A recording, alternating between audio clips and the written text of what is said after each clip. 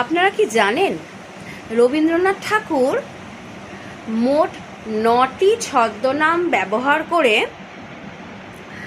তার বিভিন্ন গল্প, উপন্যাস, কবিতা রচনা করেছিলেন।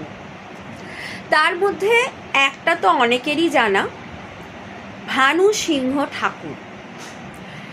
ভানু সিংহ ঠাকুরের পত্রাবলী। এছাড়াও আছে আরও 8টি। আজকে আমি সেই 8টি ছদ্মনাম আপনাদেরকে জানাবো। এক তো হলো ভানু সিংহ ঠাকুর, 2 হলো দিকশূন্য ভট্টাচার্য, 3 হলো অকপট চন্দ্র ভাস্কর, 4 হলো আন্নাকালী পাকরাশি, 5 হলো নবীন কিশোর বর্মন। তারপরে